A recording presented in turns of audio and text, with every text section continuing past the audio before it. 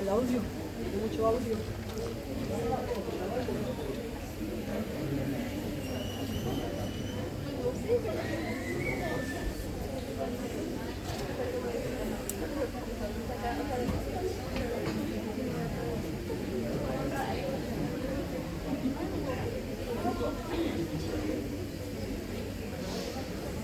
Ok. Buenas tardes a todas y todos. Bienvenidos el día de hoy y bienvenidas.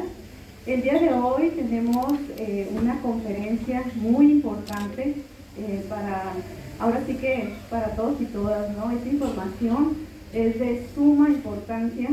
Quiero que todos pongan atención, que guarden silencio, que no estén jugando. Esta información no nada más es para ustedes jóvenes, es para que ustedes también la puedan llevar a sus casitas con su mamá, con su papá, con sus tías, sus tíos. Es muy importante. Para los de la capacitación de promoción social, pues acuérdense, ¿no? Somos promotores, hay que llevar, ¿no?, esta información, compartirlas con los demás. Eso es muy importante, puede salvar vidas, ¿no? Y que nosotros estemos informando a los demás sobre esto, el cáncer de mama, que es un tema tan importante y que se está conmemorando todo este mes de octubre, ¿sí? Y bueno, el día de hoy tenemos de invitados, ¿no?, una institución muy importante, que es la institución PRONCAVI, que son líderes, ¿no?, en este tema de cáncer de mama. Y el día de hoy el doctor Homero Fuentes de la Peña viene a compartirnos, ¿no?, este tema que tenemos que todas las mujeres, ¿no?, y también los hombres tenemos que estar informados, ¿no?, para prevenir en este mes de octubre, para prevenir esa enfermedad. Y bueno, el doctor Homero, vamos a leer su semblanza. Es egresado, perdón, aunque traigo lentes, es egresado de la Escuela de Medicina de la UNAM, con posgrado en Oncología Médica en el Centro Médico Nacional 20 de noviembre, ISSSTE, y maestría en Metodología de la Investigación Clínica UNAM. Asistencia a más de 400 congresos, simposios o conferencias nacionales o internacionales, ya sea como asistente o expositor en los últimos 35 años. Más de 25 publicaciones nacionales e internacionales, como autor y coautor de 33 años ejerciendo la práctica profesional en la oncología médica, articulista y columnista de las revistas médicas de la República Mexicana, así como comentarista de radio y televisión en temas oncológicos. Durante su práctica clínica ha dado más de 30,000 consultas oncológicas, atendiendo todos los tipos de cáncer. Desde el 2007, profesor de la Cátedra de Oncología, Universidad Xochicalco. 2012, PRONCAVI AC, presidente fundador. 2015, ganador de la medalla al Mérito Cívico, otorgado por el Ayuntamiento de Tijuana de Baja California, por su trabajo en comunidad tijuanense. 2016, jubilado del Hospital Fray Junípero Sierra, ISSSTE de Tijuana, Baja California. 2019, recertificación de Consejo Mexicano de Oncología. 2022, reconocimiento de la trayectoria oncológica mexicana. Y le damos la bienvenida el día de hoy con un fuerte aplauso, por favor.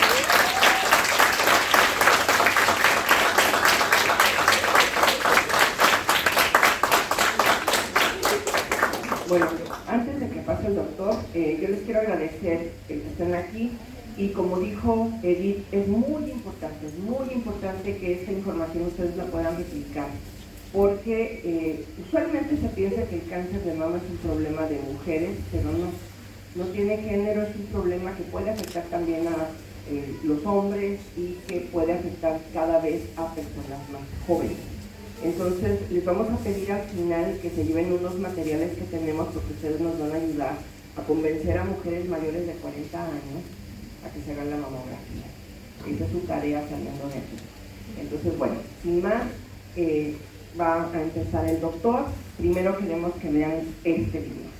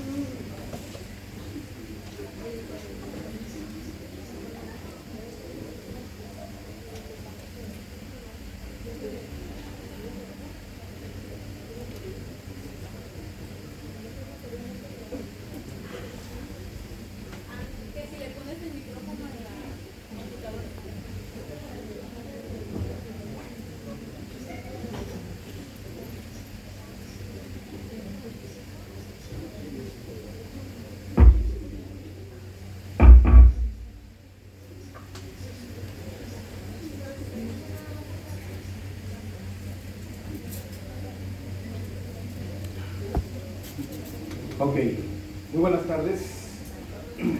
Nunca faltan los problemas técnicos, ¿no?, con las máquinas. Quiero primero que nada agradecer y reiterar lo que nuestra maestra Edith nos dice. Esta información no es para replicarla, para transmitirla. Y ahorita van a ver poco más o menos por qué. Pero quiero empezar con este cuestionario así chiquitito. 1. Levanten la mano quien ha escuchado hablar de la autoexploración mamaria. Casi todos. Ok. ¿Quién de ustedes acostumbra realizar la autoexploración mensualmente cada mes? Levanten la mano. 1, 2, 3, 4. Primer problema, tenemos que hacerla mensualmente. Ahorita vamos a ver por qué. Segundo, ¿quién de ustedes sabe si las mujeres cercanas a ustedes practican una autoexploración mamaria, sobre todo si es regular? ¿Tú sabes? ¿Tú también? ¿También? ¿Cierto? La mayoría no. ¿Ok? Entonces, justamente este tipo de pláticas es para esto, para que podamos aprender a replicar. Siguiente, por favor. Es otro video. ¿Nos brincamos los videos? Ok. Miren, el cáncer en general en nuestro México ocupa la tercera causa por la que los adultos perdemos la vida en función de la salud, en función de la enfermedad. ¿Okay? El cáncer de mama ocupa el 24.5% de todos los cánceres en la mujer. Es con mucho el tumor más frecuente, no es el único, pero sí es el más frecuente. Cuando nosotros revisamos la casuística mundial y revisamos la casuística nacional, tenemos algunos datos. Estos datos son apenas del mes pasado en nuestro país. ¿Y qué podemos decir? Podemos decir que hay 22 mujeres en México que mueren por cáncer de mama en nuestro país. Es decir, si damos números, es prácticamente una muerte por hora en México. Es de que es serio. Es una enfermedad donde la gente no se debería morir mayoritariamente. ¿Qué determina el hecho de que una persona pierda la vida o no la pierda? Lo determina esencialmente la oportunidad de poder ser tratada a tiempo. ¿Por qué? Porque en números y en datos duros, el 98% de las mujeres que son encontradas en una etapa temprana, es decir, en un tumor se llama etapa 1, donde no sobrepasan los 2 centímetros de diámetro la lesión, donde no hay ganglios, donde no hay enfermedad de sangre, 98% de las veces se cura. En cambio, cuando la enfermedad se ha regado, 98% de las personas se mueren, a pesar de los accesos a tratamientos de calidad. Hoy día, las etapas 4 son muy difíciles, si no es casi imposible evitarlas. Vean ustedes la trascendencia que tiene entonces encontrar una enfermedad a tiempo.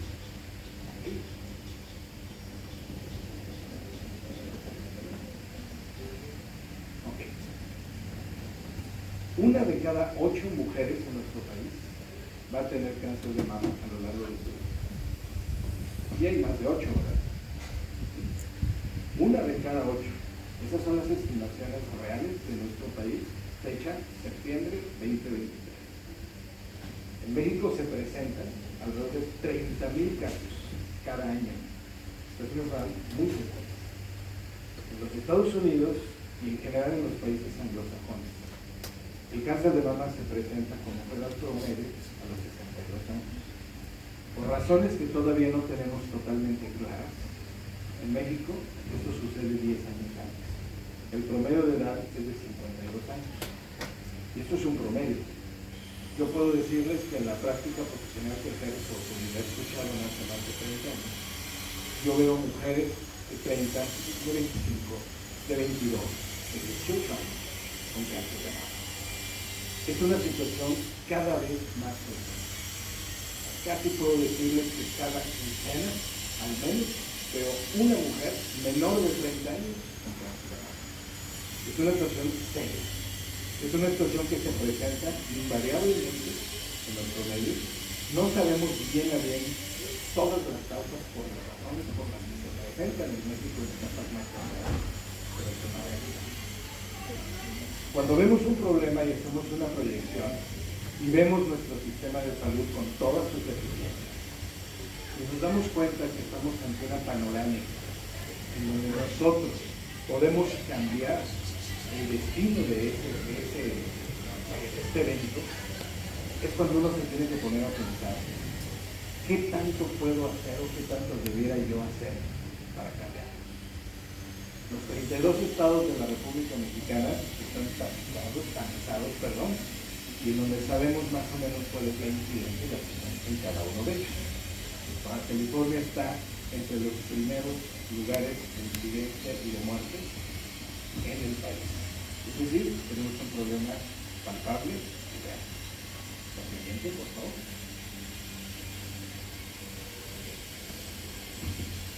Hablaba la maestra Edith Pérez Velázquez, nuestra directora en Troncal, de que no es un problema exclusivo de la mujer. No. Erróneamente en México se cree que el cáncer de mama es exclusivo de la mujer y además del ginecólogo. Y déjenme decirles que no es así. El cáncer de mama existe en el hombre por una simple y sencilla razón. Los hombres tenemos glándulas mamarias. Los hombres tenemos petones. Los hombres tenemos areolas. No tenemos un desarrollo mamario porque no tenemos las hormonas para que este desarrollo se dé. Pero si ustedes consumen hormonas femeninas, por ejemplo, y lo vemos incluso con la gente de transgénero, cuando empiezan a tener crecimiento mamario, se dan cuenta que el tejido ahí está. Lo cierto es que no es una sujeción profunda. En el hombre, en los diferentes países de Latinoamérica se presentan los porcentajes que ustedes pueden ver ahí.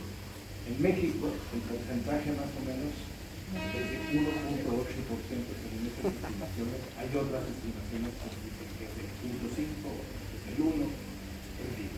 Pero vaya, el punto es que es una patología que también existe. Y miren ustedes, por ejemplo, cada año se diagnostican 462,000 nuevos casos de cáncer en las Américas, de los cuales, promedio, el 1% corresponde a. O sea, no estamos hablando de un problema raro, ¿no? Tampoco. La siguiente, por favor. Cuando nosotros tenemos la incidencia en mujeres y en hombres, y pensamos que los hombres y las mujeres somos seres sexuados, mucho tiene que ver en esto las hormonas. Y las hormonas masculinas y las hormonas femeninas se distinguen realmente por situaciones muy pequeñas. Cuando nosotros atendemos la estructura química, y en química la estructura básicamente esencial, y vemos que todos nacen de un anillo bencénico doble, en donde es estrógeno o es andrógeno, cuando una patita se va a un lado o una patita se va al otro lado, nos damos cuenta que por eso existen muchas situaciones de carácter hormonal que nos hace ser bastante semejantes y que en un momento dado podemos tener la posibilidad de tener un cáncer relacionado a las hormonas, particularmente en las edades tempranas de la vida, cuando estas hormonas están ahí a todo lo que da. Hay factores que inducen, que aceleran, que facilitan las cosas. Por ejemplo, en el caso de los hombres, es común que la obesidad, que el alcoholismo y que el cambio de sexo en este tipo de situaciones que estamos viendo muy frecuentemente se presenten. ¿Por qué? Porque son expuestos a hormonas. En la mujer, miren, hay 72 factores de riesgo que la Asociación Americana de Oncología ha descrito, y que no voy a hablar de todos ellos, pero sí voy a hablar de lo más importante. La siguiente, por favor. Ok. Algo que quiero hacer notar es lo siguiente. Esa autoexploración mamaria no solamente es para las mujeres. Los hombres, con estos porcentajes mucho menores pero presentes, debiésemos también tener una autoexploración mamaria. Y ahorita vamos a ver las técnicas. Quizás si no está el video lo hacemos gráficamente. No hay ningún problema. Pero también debo decirles algo. Habitualmente el hombre que padece de cáncer de mama es un hombre por arriba de los 60 años, no siempre. De hecho, yo tengo un paciente médico de 38 años con cáncer de mama, por ejemplo. Sí. O sea, no es una situación tan eventual.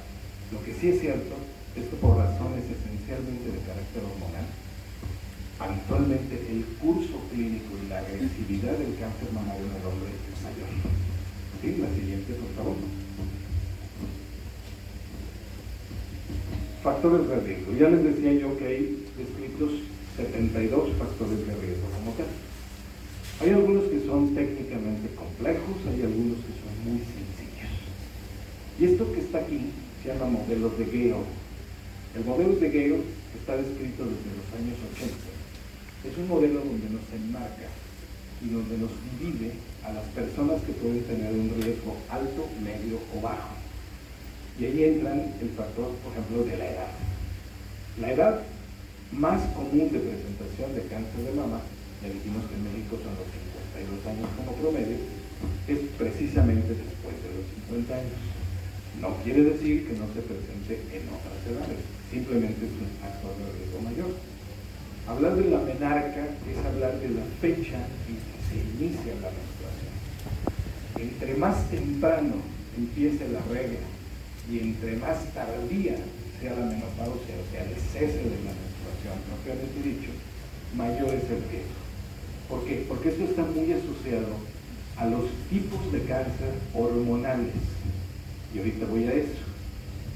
El cáncer de mama debería de llamarse los cánceres de mama. ¿Por qué? Porque hay muchos tipos. El 65% del cáncer mamario que vemos en México es un cáncer llamado luminal, ya sea A o B, y corresponde a situaciones de carácter hormonal. De tal manera que la situación de menarca, menopausia y fecha del primer nacimiento vivo son datos importantes para catalogar el riesgo.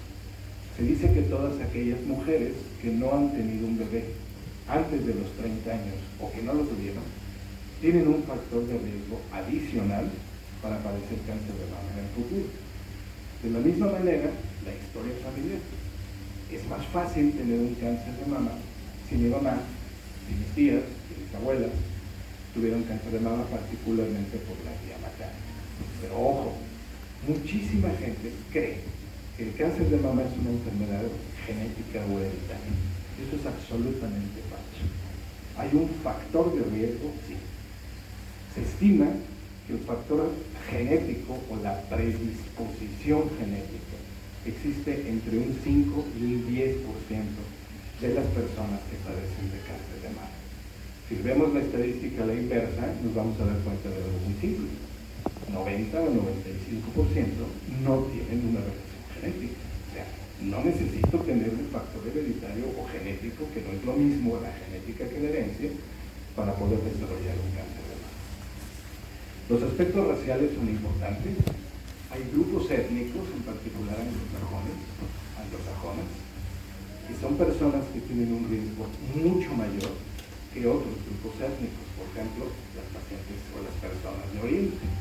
El cáncer de mama es más común en mujeres en Europa, sobre todo en la Europa occidental, que por ejemplo en China o en Japón o en Corea.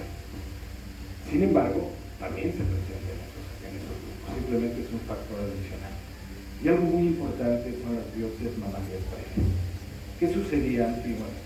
Antiguamente sucedía algo muy simple. Bolita que había en el pecho, bolita que había que quitar. Hoy sabemos que no es así. Hay muchos más padecimientos benignos de la glándula mamaria, que tiene, por cierto, alrededor de 50 enfermedades distintas, que cáncer. Y si es así, y yo estoy quitando, primero estoy innecesariamente añadiendo riesgo, pero lo más importante es que las cicatrices internas que quedan después de una operación son focos generadores de cáncer. Entonces, ¿cuáles vamos a quitar? Vamos a quitar los que tengan un riesgo. Y ahorita vamos a ver cuáles son estos. La siguiente, por favor. Hablando de factores de riesgo, ya les hablaba de un 5 o 10% de los factores genéticos. El factor de riesgo número 1 se llama sobrepeso y obesidad. El 40% de las personas que padecen cáncer de mama o que tienen la facilidad de desarrollar el cáncer o los cánceres de mama, ¿cuáles son? Las personas con sobrepeso y obesidad. Y esto es particularmente cierto para las personas con tumores hormonales. Y en México, pues abundamos los gorditos, ¿no? Y las gorditas. 72.5% de la población en México tiene sobrepeso y obesidad. ¿Por qué? Pues porque no comemos bien, porque no tenemos la actividad física debida, por una serie de elementos que nos platicaremos en el transcurso de la charla. Lo que quiero que les quede bien claro es esto. El sobrepeso y la obesidad, en conjunto con una serie de elementos, forman un cuadro, vamos a decir, un tronco común, que forman una enfermedad metabólica. ¿Sí? Esta enfermedad metabólica deriva en diabetes, en hipertensión, en enfermedades cardiovasculares, en cáncer. Esas tres son las principales razones por las que los mexicanos perdemos la vida. Número 1, cardiovasculares; número 2, diabetes; número 3, cáncer. Las tres tienen que ver con esto: sobrepeso y obesidad. Y más del 90%, 95% de las veces, el sobrepeso y la obesidad está provocado por nuestros malos hábitos de alimentación, por estilos de vida no saludables. La siguiente, por favor. ¿Ok? Cuando hablamos factores de riesgo y cuando hablamos de condiciones específicas, tenemos que pensar que hay cosas que en la vida no podemos modificar. Por ejemplo, ¿qué no podemos controlar o qué no podemos modificar? Nuestra edad. No hay nadie que en vez de envejecer rejuvenezca, aunque lo parezca físicamente. No podemos alterar nuestra genética, la forma en que fuimos hechos, la forma en que estamos creados, particularmente ahora que conocemos el genoma humano perfectamente ya descrito. No podemos modificar los factores o los antecedentes familiares que tengamos. no podemos saber, no podemos verificar si nuestra madre o nuestra abuela tuvo algún tipo de cáncer, ya lo sabemos. Como tampoco podemos verificar si yo ya tuve un padecimiento mamario y eso me pone en un riesgo de tener algún otro padecimiento de ese tipo de otro. Pero hay muchas cosas que sí podemos verificar. Nuestro nivel de actividad física, nos hemos vuelto muy sedentarios. Hoy con las computadoras, hoy con el internet, hoy con todos los procesos que tenemos de distracción lúdica, nos movemos mucho menos y eso obviamente asociado a nuestra alimentación nos produce nuestro sobrepeso y obesidad que por supuesto podemos modificar. Importante también entender el consumo de hormonas sintéticas y esto se refiere esencialmente a la sustitución hormonal después de la menopausia, donde las señoras empiezan a tener muchos bochornos, cambios de carácter, se enojan por todo, se ponen muy insensibles. Y entonces el ginecobstetra regularmente, mire señora, no se preocupe, le voy a dar estas pastillitas de hormonas y con esto se va a calmar. Y efectivamente se sienten mucho mejor. La bronca es que eso, con el paso del tiempo y sobre todo con la exposición prolongada y particularmente con algunos productos, produce cáncer a la larga. Ese tipo de cosas tenemos que cuidarlos mucho y aquí incluye en el periodo reproductivo el uso de anticonceptivos. Sobre todo aquellos que son anticonceptivos de depósito, que son fármacos que están en el organismo por periodos de tiempo muy largos. La siguiente. Hay otros riesgos, y hay muchos riesgos. Estar expuesto a la radiación y no quiere decir que se peguen ustedes allí a un foco de radiación. Simplemente la radiación ionizante que todos los días experimentamos a través de los equipos electrónicos, ¿sí? A raíz simplemente de nuestra computadora, a través de las pantallas de televisión, de los focos, a partir de todo lo que ustedes pueden imaginar, tenemos una serie de elementos radioactivos que nuestro organismo absorbe. El tener padecimientos preestablecidos, ya sea del hígado, tener problemas en los ovarios, como algunos síntomas, como pinefarto y algunos otros, el presentar mutaciones genéticas que no las vamos a ver, que no se van a expresar, que clínicamente no van a tener una traducción, pero que si hiciéramos un estudio de genética, podríamos encontrarlas claramente, pero que no lo sabemos. Concentraciones altas, por ejemplo, de estrógenos, ya sea por el consumo externo o porque nuestra producción, por alguna razón biológica inherente a nuestra naturaleza, es así. Y por supuesto, la historia familiar de cáncer que ya sabe. La siguiente, por favor. Muy bien. ¿Cómo empieza esto y por dónde empezamos? Una vez conociendo los datos duros y conociendo la problemática, y ahorita les digo por qué, lo primero que tenemos que conocer es cómo está hecho, cómo funciona nuestro organismo. Hay una regla lógica esencial para la medicina y para muchas cosas en la vida. ¿Cómo es? ¿Cómo funciona? ¿Cómo se descompone? ¿Y cómo se compone? Eso es en esencia lo que hacemos los médicos. Primero tenemos que ver cómo es y cómo funciona.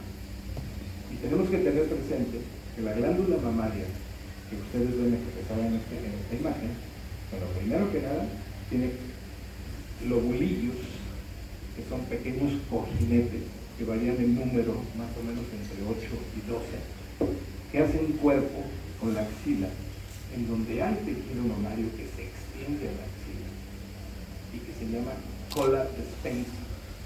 Es como el gordito, que es mucho más notable en las mujeres gorditas y que se va hacia la axila, el gordito de la axila. Eso es algo parte del tejido mamario. De ahí que la interacción entre la axila propiamente dicha y la mama sea tal cual un complejo que trabaja de manera conjunta junto con el drenaje de los ganglios linfáticos. Todos esos lobulillos mamarios, todos esos cojinetes, van a drenar a través de unos tubos, a través de unos conductos. Estos conductos, todos ellos, van a llegar al pezón. Van a llegar por la parte de atrás del areola, llegan al pezón, porque hay que recordar que la glándula mamaria tiene una función en esta vida, y esa función en esta vida se llama lactancia. Los seres humanos, los mamíferos, nosotros pertenecemos en la escala animal a los mamíferos, y precisamente esta es la función, la lactancia materna. todo el rollo que ustedes han visto en relación a las glándulas mamarias, producto de tantas cosas, particularmente en la cultura occidental, es otra cosa diferente. Biológicamente las glándulas mamarias fueron hechas para lactar a los niños. Cuando nosotros entonces hablamos de estos cánceres mamarios, tenemos que distinguir cuáles son los sitios de mayor probabilidad y quizás aquellos en donde tenemos que poner mayor atención.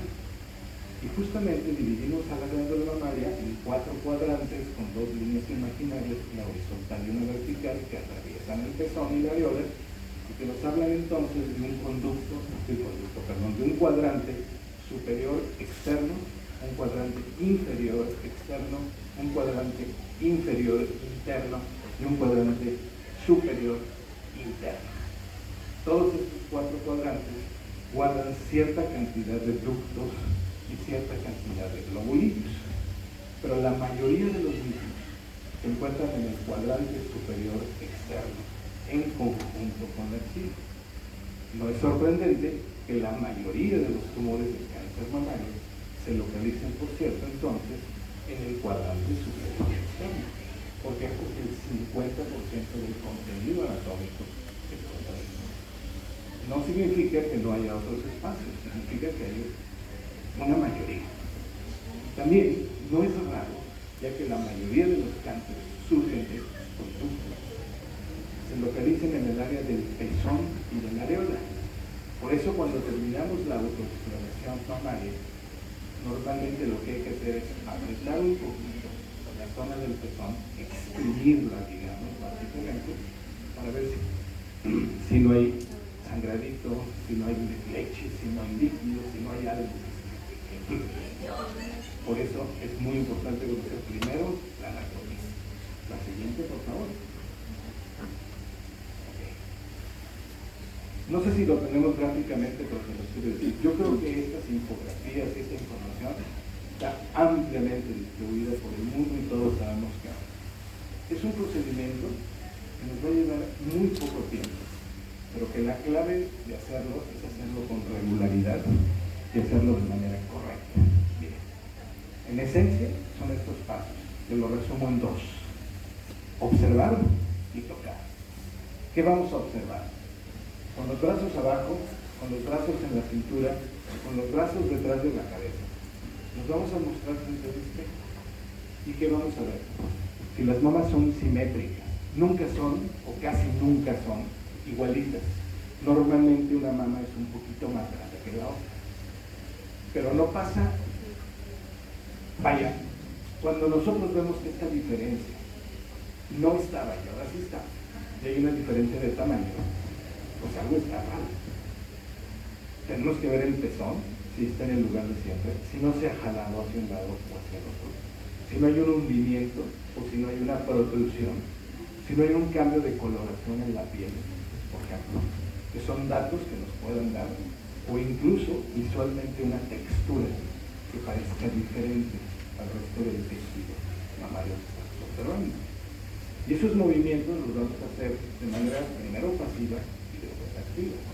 Voy a moverme hacia un lado, me voy a rotar hacia el otro lado, me voy a inclinar un poco y voy a ver si con el pendulamiento no existe ningún cambio en esta autoexploración. Ese es mi primer paso, observar.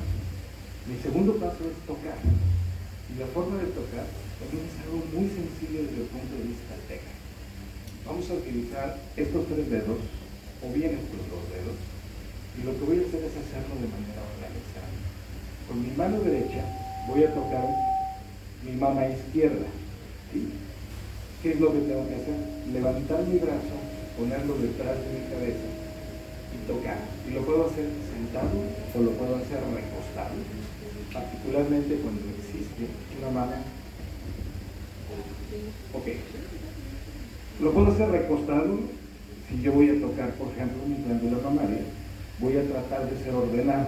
Entonces voy a decir, por ejemplo, simulando las manecillas del reloj, toco, recorro mis dedos a las 12, me regreso a la 1, a las 2, a las 3, a las 4, a las 5, a las 6, a las 7, a las 8, a las 9, a las 12. Hago lo opuesto con la mama contraria, con mi brazo atrás, y lo voy a tocar exactamente de la misma manera.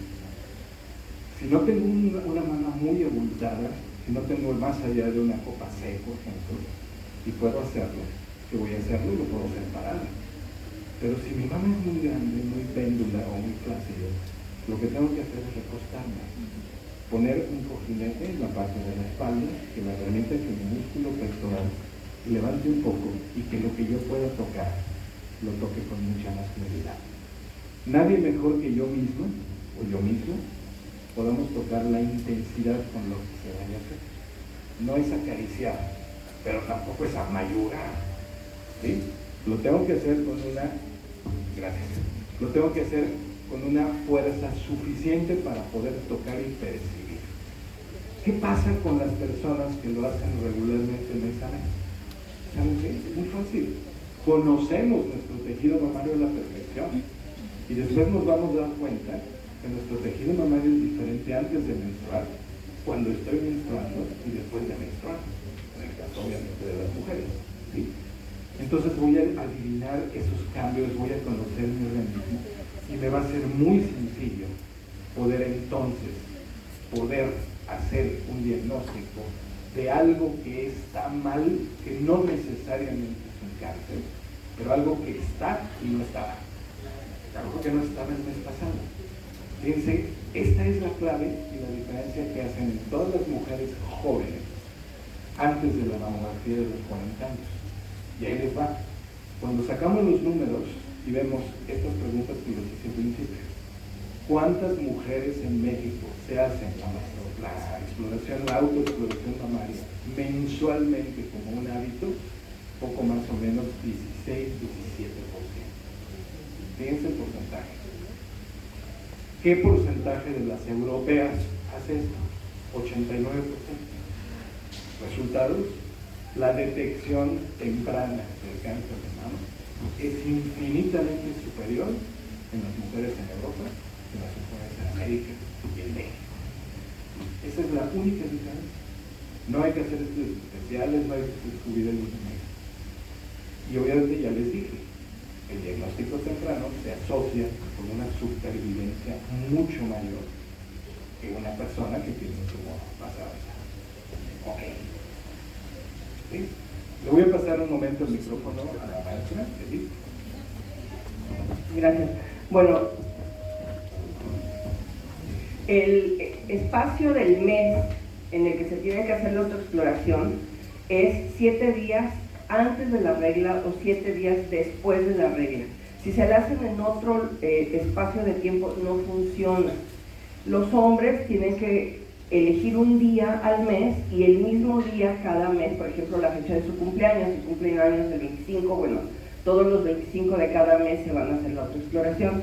En el caso de las mujeres es 7 días antes de la regla o 7 días después, y de manera constante, para que entonces sí puedan adiestrar sus dedos y que los dedos puedan identificar cualquier cambio. Ahora, ¿por qué nos interesa platicar con ustedes si estamos hablando de que las mujeres de 52 años son más propensas a tener cáncer de mama que las mujeres más jóvenes? Pues porque ustedes desde ahorita pueden hacer muchas cosas para reducir sus riesgos de tener cáncer de mama cuando lleguen a esa edad. ¿Y qué pueden hacer? La que sigue, Iber, por favor. Miren, estas recomendaciones básicas son para cáncer de mama, para cáncer colorectal también y para otras enfermedades crónico-degenerativas. Ya había hablado el doctor del peso saludable, es mantener su peso, mantener un peso saludable, ni más ni menos tampoco.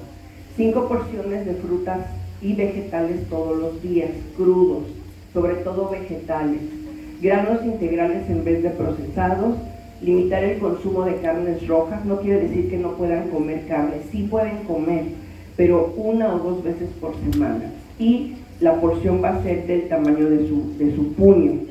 Esa es la porción, la cantidad va a ser del tamaño de su puño. Alimentos ricos en fibra y ejercicio al menos 30 minutos 5 veces por semana. ¿La que sigue? Tomar agua todos los días. hay una recomendación de la OMS que es por cada 35 kilos de peso 1 litro, la que sigue. Y si ustedes consultan la página de la Secretaría de Salud del Gobierno de México, ellos acaban de sacar un plato saludable para la comunidad mexicana basada en lo que tenemos de alimentación mexicana y de acuerdo a las necesidades de los y las mexicanas. Entonces ahí pueden ver cómo se debe distribuir el plato del buen comer de acuerdo a nuestra, a nuestra etnicidad. Ahí nos habla de cómo podemos combinar frutas y verduras de temporada, el consumo de granos, cereales, leguminosas, productos de origen animal, aceites y grasas saludables y sobre todo el consumo de agua. La que sigue. Vienen una cantidad de combinaciones en porcentaje de lo que nos recomiendan y eso es lo que se debe considerar para el consumo. Nada está prohibido, lo que pasa es que tenemos muy malas combinaciones y nuestras elecciones, gracias a la adicción que tenemos por el azúcar, pues son muy malas. Entonces, reduzcan el consumo de azúcar, reduzcan el consumo de jugos de frutas, reduzcan el consumo también, esos jugos que compran no sirven, tienen muchísimo azúcar, las harinas, las galletas, los pasteles, las sopas Maruchan, es lo peor que pueden consumir, porque todo eso se traduce en glucosa en su organismo. Entonces disminuyan el consumo de esas porquerías, porque esos son cosas que les pueden causar muchos problemas. Ahí en la página que les digo de la Secretaría de Salud van a encontrar todas estas recomendaciones. Entonces ahí les dicen qué productos sí, qué productos no. Ahorita tenemos de la ventaja de los etiquetados en los alimentos. Tenemos que leer también las etiquetas de los alimentos porque recuerden que el 40% de las causas de estas enfermedades están asociadas a nuestras malas decisiones, sobre todo en el consumo de cosas. Y hay una dieta que es muy reconocida, que incluso es Patrimonio Mundial de la Humanidad, que es la dieta mediterránea, que es la mejor dieta que hay en el mundo. Y la ventaja que tenemos es que nosotros tenemos aquí en la región de Baja California muchos productos similares a los de esa zona del Mediterráneo, porque estamos en la misma franja. Entonces podemos tener aquí en la región muchas cosas de las que se recomiendan en esta dieta mediterránea. Chéquenlo, consúltenlo, van a ver que incluso ahí, por ejemplo, recomiendan el consumo del vino como parte de la alimentación. Entonces, bueno, ahí son todas estas recomendaciones. Les van a dar, como parte de la información que les traemos, unos flyers con alimentos saludables, les van a dar también vales para las mamografías gratuitas, que son para mujeres mayores de 40 años, les van a dar unos folletos también de cómo se debe hacer la autoexploración, pero lo que yo les recomiendo es que por favor consulten nuestra página en internet, que es www.proncaviac.org, y ahí van a poder ustedes bajar mucha información, ver videos, tenemos mucha información ahí. También pueden descargar muchos vales, porque los vales para las mastografías están ahí abiertos para quien los quiera, y pues pueden consultar ese tipo de información también. Y bueno, este era el último video, vamos a ver si se logra escuchar poquito, porque es justamente la técnica de la autoexploración paso a paso.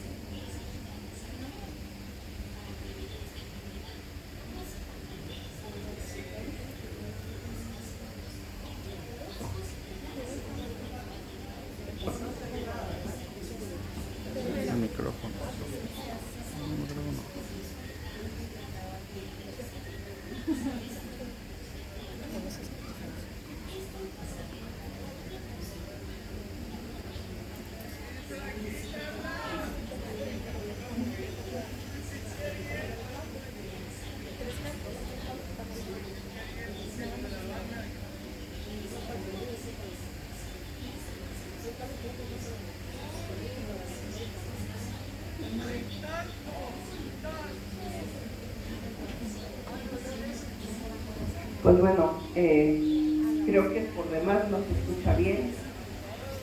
De todos modos, bueno, les van a dar esta folletería y no sé si quieras agregar algo. Bueno, vamos a las preguntas, pero quisiera nada más hacerles una aclaración que vale la pena que tengan presente. La maestra les hablaba de los nocivos que pueden ser las bebidas azucaradas. Yo quiero incluir dos cosas que me parecen muy importantes.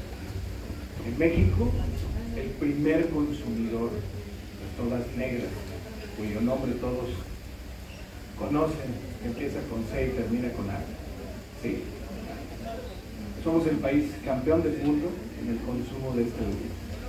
Cada una de estas bebidas tiene lo que equivale a entre 8 y 10 cucharadas de azúcar. Y además azúcar blanca, azúcar refinada.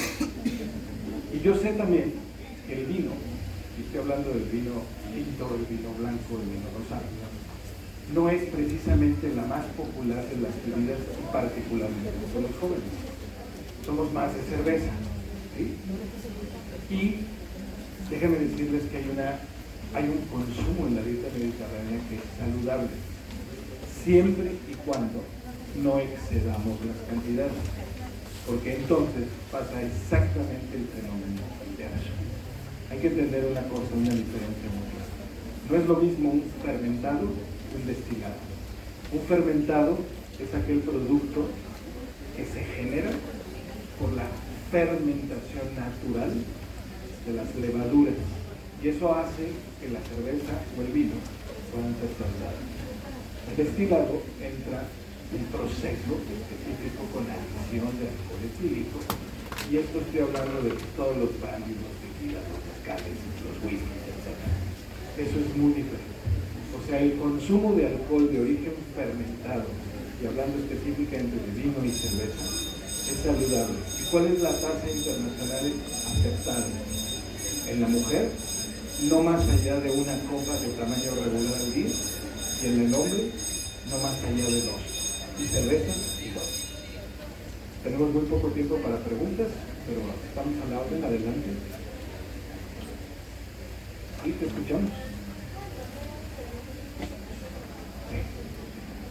Los cánceres de mama básicamente son estos 4.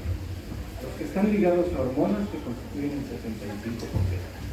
Los que dependen de un antígeno llamado HER2, que el 17 al 20% de la población lo tiene y que generalmente es de mujeres jóvenes. Las mujeres que tienen la combinación de estos elementos, que se llaman triples positivos, y las mujeres que no tienen ninguna combinación de estos elementos, que se llaman triples negativos, que característicamente son tumores muy agresivos y tumores de mujeres jóvenes. En México, esa es el crecimiento y la mayor bronca en las jóvenes. Este tipo de tumores diferentes a los hormonales. Pero los tumores hormonales crecen mucho en los senos. ¿Alguien más? Miren, este es el vale que les dimos. Es válido tanto en Tijuana, tanto en Tijuana como en Mexicali. Tenemos ahorita una campaña que es para estudios de sangre para mujeres mayores de 40 años y mujeres menores de 40. Y vamos a tener una carrera por la salud masculina el Día del Hombre, que es el 19 de noviembre. Entonces los invitamos y las invitamos para que nos apoyen, para que difundan nuestra carrera, y si quieren participar, pues para que participen. Todo esto lo pueden encontrar en nuestra página de Facebook o en nuestra página de internet también. Entonces, por mi parte, no sé si tengan alguna otra pregunta, si no, pues aquí concluimos y ya se tienen otras actividades.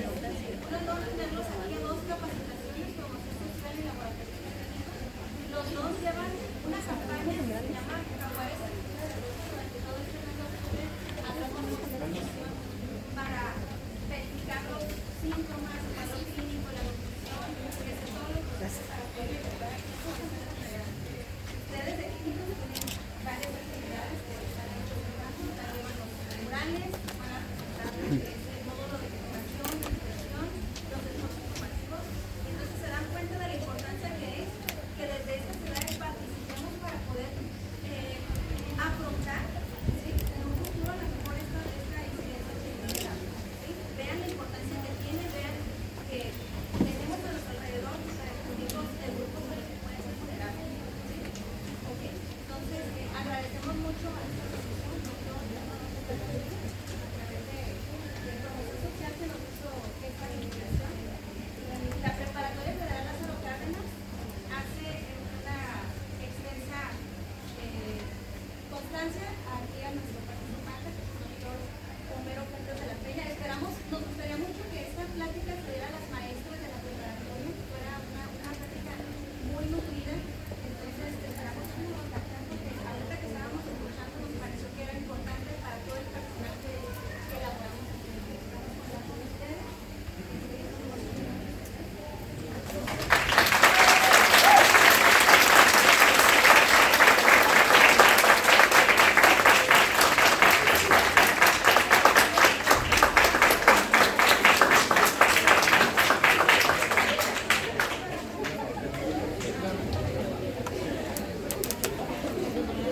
Bueno, pues concluimos la transmisión de Prepa TV.